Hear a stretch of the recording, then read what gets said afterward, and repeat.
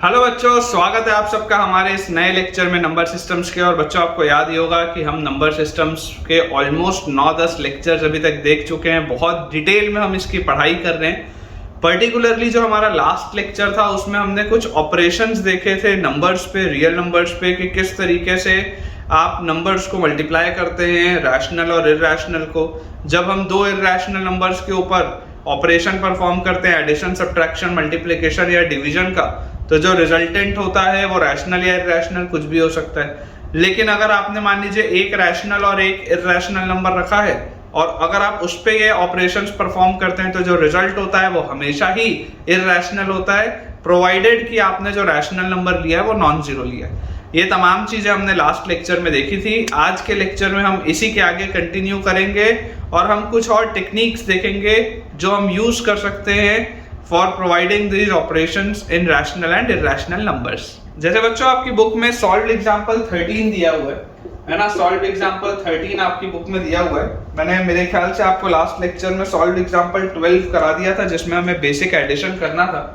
अब solved example 13 में आपको बच्चों मल्टीप्लाई करने कहा जा रहा है। ठीक है, इसमें आपको मल्टीप्लाई करने कहा जा रहा है और हमें इसमें क्या मल्टीप्लाई करना है? हमें बोला जा रहा है कि आप 6√5 को मल्टीप्लाई करिए 2√5 से।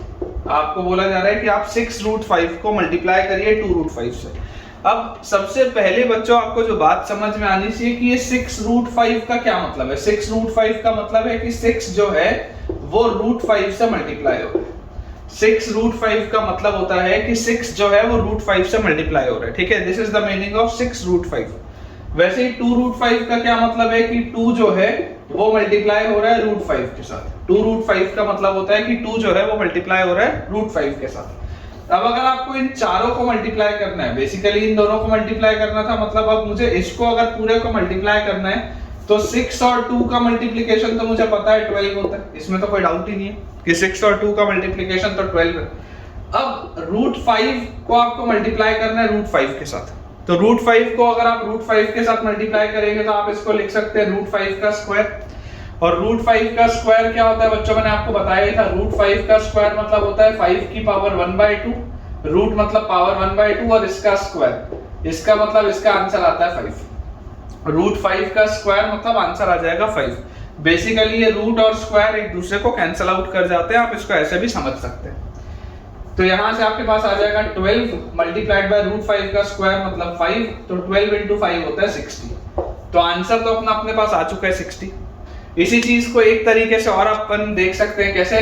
कि अगर मान लीजिए आपके पास √5 मल्टीप्लाइड बाय √5 लिखा है तो आप इसको लिख सकते हैं √25। 5 × 5 मल्टीप्लाई होकर आ जाएगा 25। मैंने आपको बताया भी था कि √a मल्टीप्लाइड विद √b होता है √ab। ठीक है, तो ये चीज आ जाएगी। और √25 क्या होता है? 5 होता है।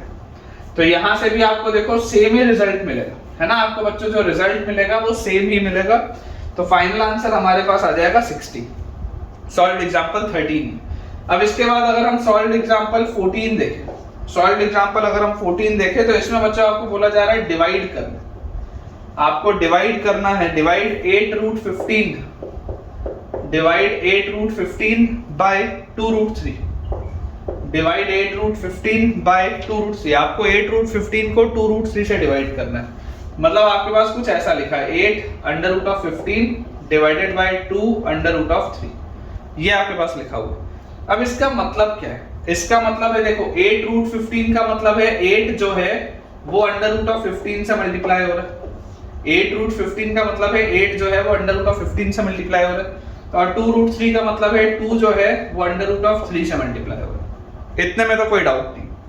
क्लियरली मुझे दिख रहा है 2 और 8 को मैं कट करके यहाँ पर 4 लिख सकता हूँ। इसमें तो कोई प्रॉब्लम नहीं। अब जो इंपॉर्टेंट चीज है बच्चों हमारे लिए समझने की, वो यहाँ पर देखो ये क्या लिखा हुआ है 4 के बाद लिखा हुआ अपने पास 4 के साथ देखो यहाँ पर क्या लिखा है 4 के साथ अपने पास लिखा हुआ √15 और डिवाइड में अपने पास नीचे क्या लिखा हुआ √3। ये अपने पास लिखा हुआ ना 4 फिर √15 और डिवाइड में √3।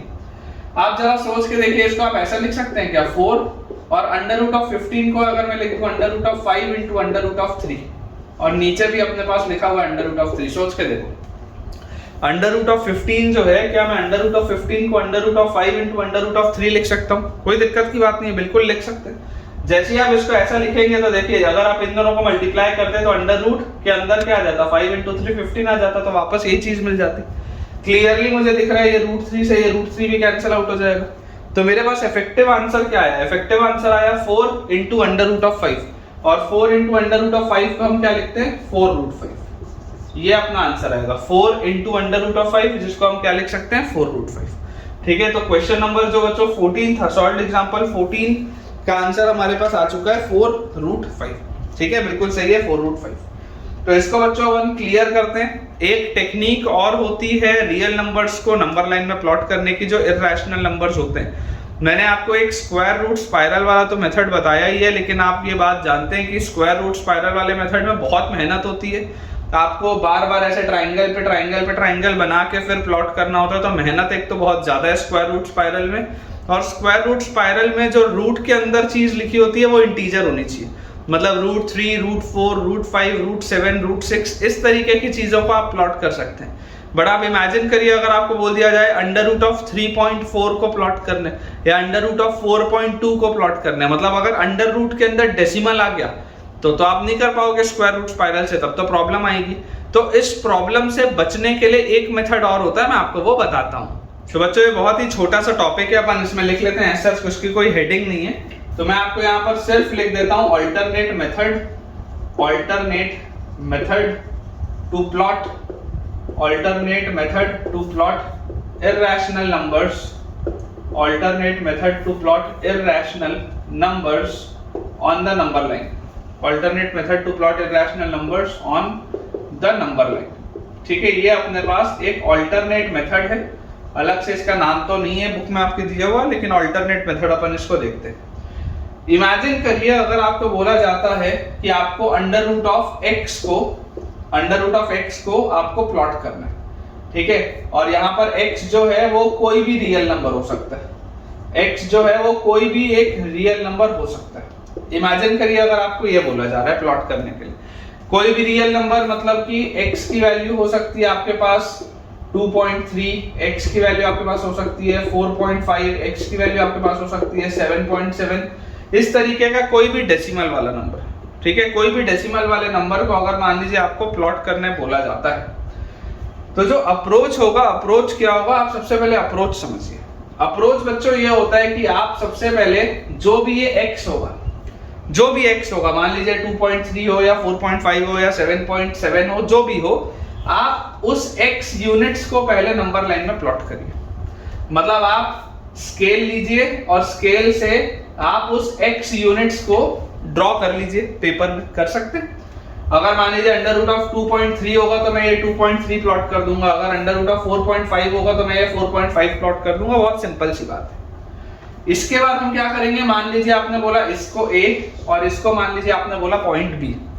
अब आप हर बार, हर सिचुएशन में आप क्या करेंगे, आप इस पॉइंट B से 1 यूनिट्स का एक डिस्टेंस और बनाएंगे, इसी लाइन को आप आगे एक्सटेंड करेंगे 1 यूनिट्स हमेशा, चाहे कोई भी x हो, आप सबसे पहले x यूनिट्स प्लॉट करेंगे, इसके बाद आप उसी लाइन को आगे एक्सटेंड करेंगे 1 यूनिट्स के, हमेशा हमको ये प्रोसेस करना है। अब जैसे ही हमने ये प्रोसेस कर लिया, तो आप जरा बच्चों यहाँ पर सोच के देखिए, मैं यहाँ पर लिखते जाता हूँ।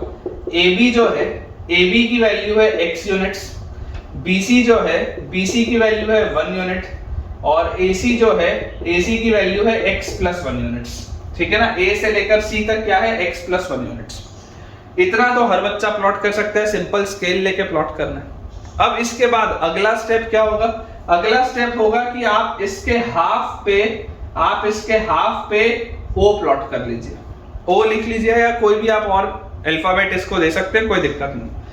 तो ये आपने क्या किया, ये आपने इसके हाफ पे प्लॉट किया, मतलब देखो ये जो था बच्चों ये x था, A से लेकर B तक आपके पास x था, आपने O जो लिया, आपने AC का मिडिल पॉइंट O लिया, है ना। मैं यहाँ पर लिख देता हूँ O is the mid point, O is the mid point of AC, O is the mid point of AC। हमने क्या किया, हमने AC के मिड पॉइंट को O प्लॉट किया।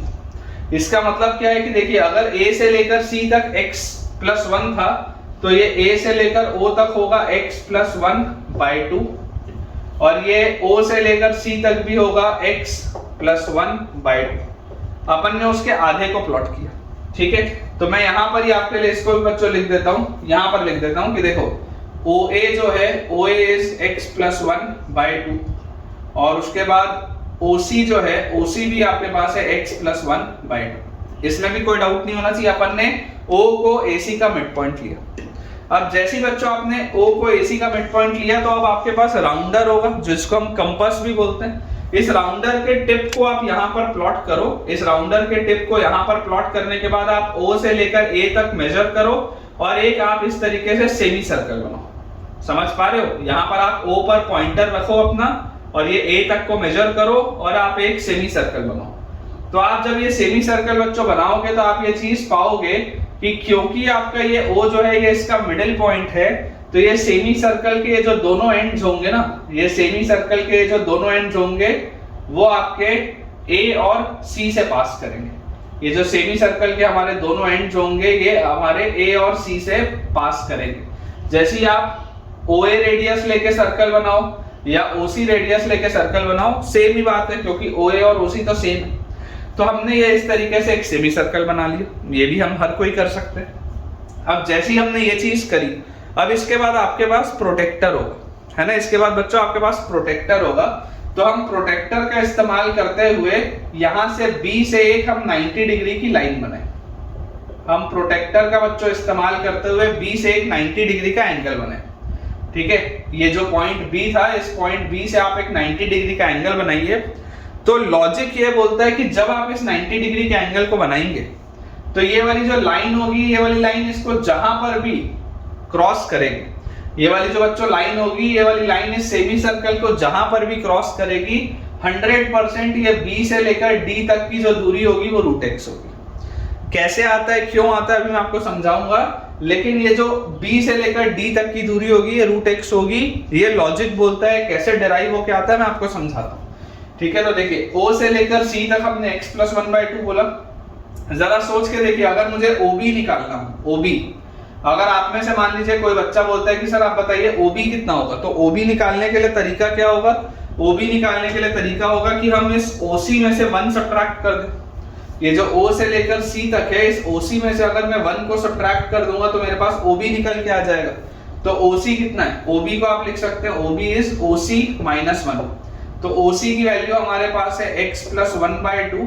इसमें से आपने 1 सब्ट्रैक्ट किया तो ये सॉल्व होके आ जाएगा x-1/2।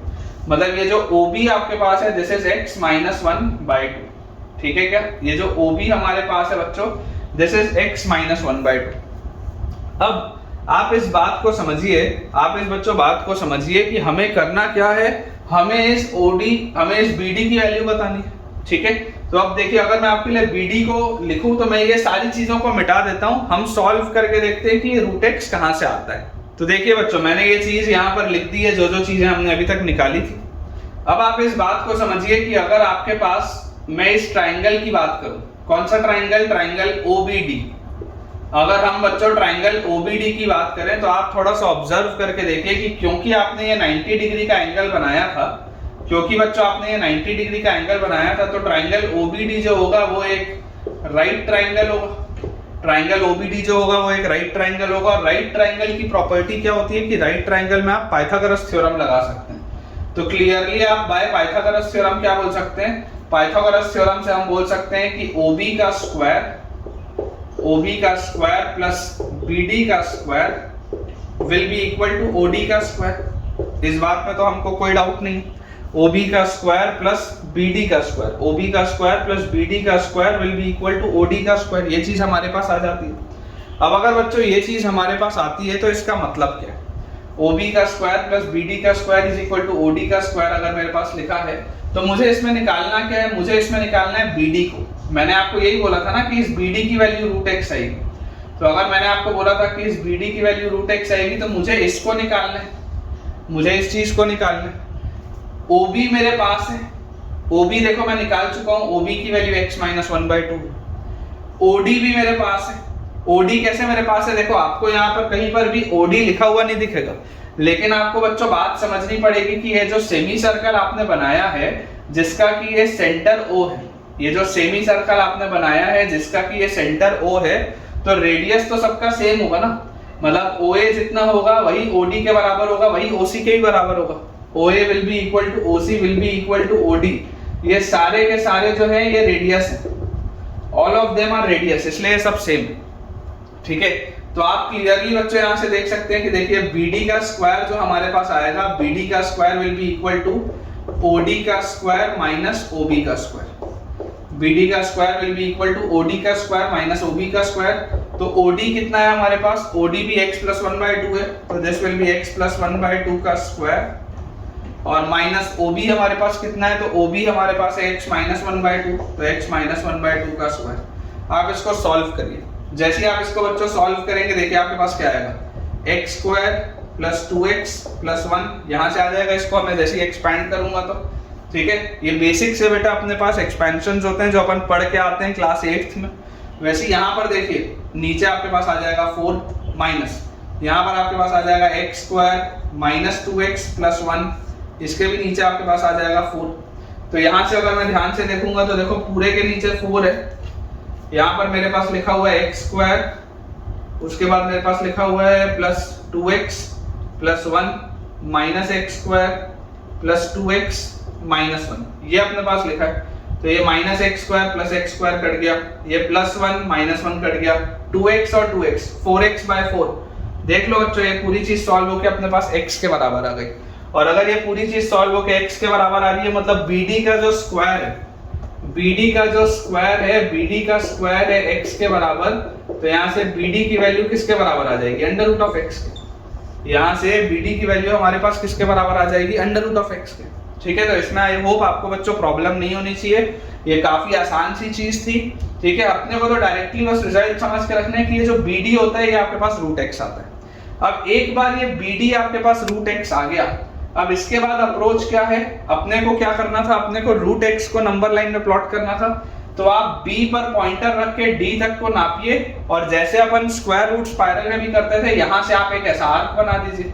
तो जैसे ही आप बच्चों इस लाइन को आगे एक्सटेंड करेंगे, इस B पर अगर मैं राउंडर रखता हूं और यहाँ पर मैं इसको मेजर करता हूं, और B से D का अगर मैं एक आर्क बनाता हूं, ये B से लेकर D तक, ये B से लेकर D तक जैसे ही मैं आर्क बनाता हूं, तो ये जिस पॉइंट पे यहाँ पर इसको कट करेगा, लेट अस से ये पॉइंट E है, तो क्लियरली आप बोल सकते हैं कि बच्चों BD जो है वो BE के बराबर आएगा, और इसकी वैल्यू आएगी रूट x के बराबर। ये जो BD है ये BE के बराबर आएगा, और इसकी वैल्यू आएगी रूट x के बराबर। ठीक है, तो ये अपने पास रिजल्ट आता है। ठीक है, इस पर अपन बच्चों चर्चा आगे के लेक्चर्स पे भी करेंगे। फिलहाल अगर आपको इसमें समझने में कोई भी प्रॉब्लम आई हो तो आप एक बार इसको रिवाइंड करके दोबारा देखें या कमेंट सेक्शन में मुझसे पूछें। तो ठीक है बच्चों, विद दिस हम अपने आज के लेक्चर के एंड पे पहुंच चुके हैं, और मुझे पूरी उम्मीद है कि आपको थोड़ा सा रियल नंबर्स पे ऑपरेशन अब और अच्छे से समझ में आया होगा। और ये वाला भी जो मेथड है कि किस तरीके से हम कोई भी रियल नंबर को नंबर लाइन में प्लॉट कर सकते हैं, कोई भी इर्रेशनल नंबर हो, आप बड़े आसानी से इसको नंबर लाइन में प्लॉट कर सकते हैं इस टेक्निक का इस्तेमाल करते हुए। कोई भी डाउट होने पे मुझसे कमेंट्स में पूछें, और अगर आपको ये वीडियो पसंद आया हो तो जल्दी से इसे लाइक करें, चैनल को सब्सक्राइब करें, और अपने सारे फ्रेंड्स में जितने भी क्लास 9th और 10th के आपके फ्रेंड्स हैं उनसे ये शेयर करें, स्कूल में और कोचिंग में और ट्यूशन में, ताकि उन सब की पढ़ाई बहुत बढ़िया तरीके से हो पाए। Thank you.